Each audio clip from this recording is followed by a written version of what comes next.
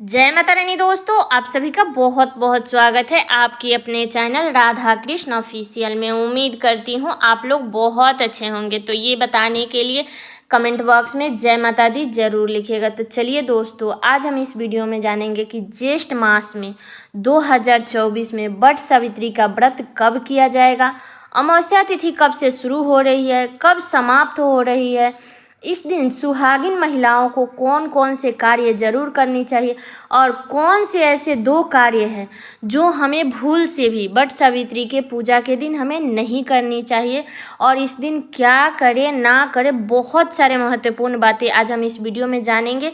तो आप लोग वीडियो के लास्ट तक बने रहिएगा और वीडियो को थोड़ा ध्यान से सुन लीजिएगा, फिर आप लोगों को समझ में आएगा।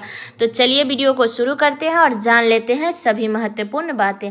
तो सबसे पहले सभी माताएं बहनें को वट सावित्री व्रत की ढेर सारी शुभकामनाएं। आप सभी के जीवन में लक्ष्मी नारायण की कृपा आप सभी को अखंड सौभाग्य की प्राप्ति दे और सभी प्रकार के सुख समृद्धि की प्राप्ति दे।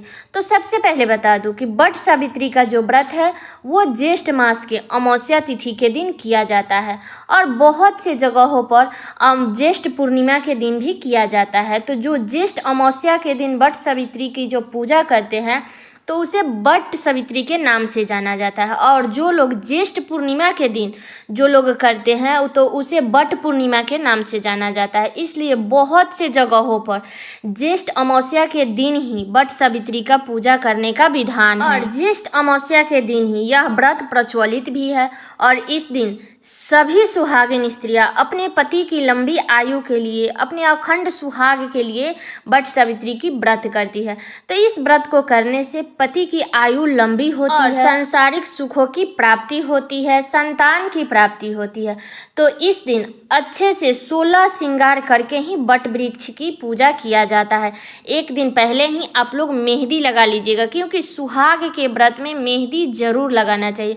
तो 16 श्रृंगार करके ही हमें वट वृक्ष के पास जा करके, वट वृक्ष के पास बैठ करके विधि विधान से पूजा करना है। तो इस दिन सत्यवान और सावित्री की पूजा किया जाता है। तो इसमें 7 फेरी लगाने का विधान है। 7 फेरी लगाने से हमारे पति की 7 जन्मों का साथ मिलता है, इसलिए कम से कम आप लोग 7 फेरी जरूर लगाइएगा। अब चलिए जान लेते हैं कि अमावस्या तिथि कब से शुरू हो रही है और कब समाप्त हो रही है और व्रत हम किस दिन करें। तो बता दूं कि अमावस्या तिथि शुरू होगा 5 जून को, दिन है बुधवार, शाम में 7:54 पर अमावस्या तिथि शुरू होगा और अमावस्या तिथि समाप्त होगा 6 जून को, दिन है गुरुवार, शाम में 6:07 पर अमावस्या तिथि समाप्त हो जाएगा। तो जो वट सावित्री का जो व्रत है वो 6 जून को किया जाएगा, दिन है गुरुवार। तो इस दिन राहु काल का जो समय होगा वो 6 जून को 1:39 से लेकर के और दोपहर में 3:21 तक रहेगा। तो आप सभी को पता है कि राहु काल का जो समय होता है वो एक अशुभ समय होता है। तो उस समय में हमें कोई भी शुभ मांगलिक पूजा पाठ नहीं करना चाहिए, इस बात का हमें ध्यान रखना है। और 6 जून का जो अभिजीत मुहूर्त होगा वो सुबह में 11:29 से लेकर के और दोपहर में 12:23 तक रहेगा। तो 6 जून को ही ज्येष्ठ अमावस्या के दिन वट सावित्री का व्रत किया जाएगा, इसलिए आप लोग सुबह में ही अगर फेरी लगा लेते हैं तब तो सबसे अच्छा है, क्योंकि राहु काल का समय छोड़ करके फिर हमें पूजा पाठ करना है। ऐसे तो इसमें तो सारे दिन पूजा पाठ होता है, लेकिन राहु काल का समय बचा करके होता है। तो जिसके यहाँ ज्येष्ठ पूर्णिमा के दिन यह व्रत किया जाता है तो वो लोग 21 जून को वट पूर्णिमा का व्रत करेंगे। तो सारी बातें क्लियर हो गई। और बता दूं कि हिंदू धर्म में अमावस्या तिथि और पूर्णिमा तिथि का बड़ा ही महान तिथि माना गया है। तो 6 जून को अमावस्या तिथि के दिन गंगा स्नान, दान पुण्य करने का भी मतलब बहुत अच्छा तिथि होती है। तो इस दिन दान उपदान करने के लिए, चाहे अपने पितरों के लिए, अपने पितरों को प्रसन्न करने के लिए बड़ा ही अच्छा दिन ये भी माना जाता है। तो इस दिन पितरों के निमित्त दान पुण्य तर्पण करने का भी विशेष महत्व माना गया है। और उसी दिन ज्येष्ठ अमावस्या के दिन वट सावित्री की पूजा करने का भी विधान है। तो इस दिन वट वृक्ष की पूरे विधि विधान से हमें वट वृक्ष की पूजा करनी है, फेरी लगानी तो 7 बार इसमें फेरी लगाया जाता है। आप चाहे तो वो जो बट वृक्ष का जो फल आता है उससे भी फेरी लगा सकते हैं, या भीगा हुआ चने से भी फेरी लगाया जाता है। मौली जिसको हम लोग हाथ में बांधते हैं उससे भी फेरी लगाया जाता है, और कच्चा सूत से भी फेरी लगाया जाता है। तो जो आपके पास में उपलब्ध हो उससे आप लोग फेरी लगा लीजिएगा। और बता दूं कि इस दिन बट वृक्ष की ही पूजा क्यों होती है। तो देखिए, बट वृक्ष का जो पेड़ होता है उसे देव वृक्ष माना जाता है, क्योंकि बट वृक्ष के पेड़ में ब्रह्मा, विष्णु, महेश और सावित्री का वास होता है। इसलिए इस दिन ज्येष्ठ अमावस्या के दिन धागा लपेटने का विधान है। तो इस दिन धागा लपेटने से पति की उम्र लंबी होती है, अखंड सुहाग की प्राप्ति होती है, और 7 बार फेरी लगाने से 7 जन्मों का साथ मिलता है। इसलिए इस दिन धागा लपेटा जाता है। तो अगर आपके यहाँ होता है ऐसे, तो हर सुहागिन महिला अपने सुहाग के लिए होती है, लेकिन बहुत सारे घरों में है जो ये व्रत नहीं चलता है। तो आप अपने घर का नियम देख लीजिएगा, उसके बाद ये व्रत कर लीजिएगा। तो बता दूं कि इस दिन हमें कौन कौन से गलती नहीं करनी है। तो अमावस्या के दिन 6 जून को सुहागिन महिला बाल नहीं धोएगी, इस बात का ध्यान रखिएगा, क्योंकि एक तो अमावस्या है और दूसरा गुरुवार का दिन है। तो ना तो अमावस्या के दिन बाल धोया जाता है और ना ही गुरुवार के दिन बाल धोया जाता है। इसलिए आप लोग 5 जून को ही, बुधवार के दिन ही आप लोग बाल धो लीजिएगा, और उस दिन लहसुन प्याज मत खाइएगा। ना तो बुधवार को खाना है और ना ही गुरुवार के दिन, तो फास्टिंग ही रहना है। फिर आप लोग अगले दिन से, शुक्रवार के दिन से आप लोग खा सकते हैं।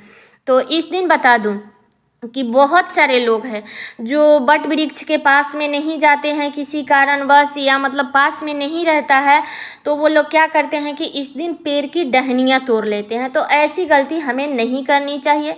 व्रत वाले दिन बट वृक्ष का पेड़ की टहनी हमें नहीं तोड़नी चाहिए, क्योंकि किसी को कष्ट देना व्रत के दिन वो अच्छा नहीं होता है। इसलिए कोशिश करें कि बट वृक्ष के पास में जाए, बट वृक्ष के छांव में बैठ करके फिर हमें विधि विधान से पूजा करें।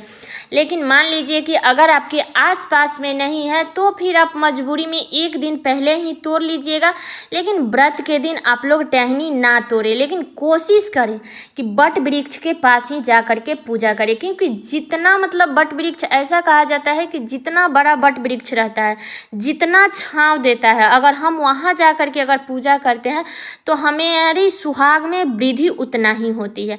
इसलिए कोशिश करें कि हमें बट वृक्ष के पास में जा करके ही पूजा करनी चाहिए। तो सारी बातें क्लियर हो गई। और एक बात और बता दूं कि देखिए, अगर आपके पास में शादी का जो चुंदरी होता है वो अगर आपके पास में है तो वो ज़रूर लेकर के जाइएगा। पूजा करते समय अपने सर को ढक करके उसी से पूजा कीजिएगा। लेकिन मान लीजिए अगर वो आपके पास में नहीं है, फिर आप लोग कोई भी लाल पीला साड़ी पहन करके पूजा कर सकते हैं। लेकिन ध्यान रखें कि ब्लू और काला, कोई भी सुहाग का व्रत हो तो उसमें हमें ये 2 कलर नहीं पहनना चाहिए। लाल पीला साड़ी पहन के पूजा हमें कर लेना चाहिए। 16 श्रृंगार करके ही हमें बट सावित्री की पूजा करने जाना है पेड़ के पास में। पैर में महावर लगा लीजिएगा, क्योंकि महावर लगाना बिल्कुल मत भूलिएगा। तो इस बात का आप लोग ध्यान रखिएगा। और उस दिन खीर, पूड़ी, पुआ, गुलगुला ये सब भी बनाया जाता है। तो अगर आपके यहाँ बनाया जाता है तो आप लोग ज़रूर बना करके और पेड़ के पास में ले करके जाइएगा। बाकी आप अपने घर का नियम भी थोड़ा सा देख लीजिएगा। हर किसी के यहाँ अलग अलग नियम होता है। तो जो आपके घर में पहले से होते आ रहा है उसी नियम के साथ में हमें करना है। हमें कोई भी नियम अपने से नहीं बनाना है, क्योंकि ये सुहाग का व्रत है। और इस दिन आप चाहे तो सुहाग के सामान का दान भी कर सकते हैं। आप चाहे तो हर चीज़ 2-2 खरीद लीजिए। बट वृक्ष को चढ़ा करके आप एक सामान किसी ब्राह्मण को दान कर दीजिए और एक आप अपने लिए यूज कर जाइएगा। तो आप चाहे तो इस दिन सुहाग के सामान भी दान कर सकते हैं, लेकिन बट वृक्ष के पास में सुहाग के सामान लेकर के जरूर जाइएगा, क्योंकि अमावस्या के दिन सिंदूर का दान करना बड़ा ही शुभ माना जाता है। तो इसलिए सुहाग की चीज़ दान जरूर कीजिएगा। तो सारी बातें क्लियर हो गई। तो उम्मीद करती हूँ कि आप लोगों के लिए वीडियो बहुत ही उपयोगी होगा। तो ये वीडियो मेरा यहीं तक का था। कैसा लगा ये वीडियो आप लोग कमेंट करके ज़रूर बताइएगा। और चैनल पर नए आए हैं तो सब्सक्राइब कर लीजिएगा, बेल आइकन को प्रेस कर दीजिएगा, जिससे मेरे वीडियो का नए नोटिफिकेशन आप सभी के पास में सबसे पहले पहुंचे। और वीडियो को लाइक कर दीजिएगा, क्योंकि आपके एक लाइक से मुझे बहुत ही मोटिवेट मिलता है। तो वीडियो को लाइक कर दीजिएगा और वीडियो को शेयर कर दीजिएगा, ताकि हर किसी को वट सावित्री पूजा से संबंधित संपूर्ण जानकारी प्राप्त हो सके। तो चलिए दोस्तों, मिलती हूँ अगले वीडियो में किसी नए वीडियो के साथ में। तब तक के लिए नमस्कार।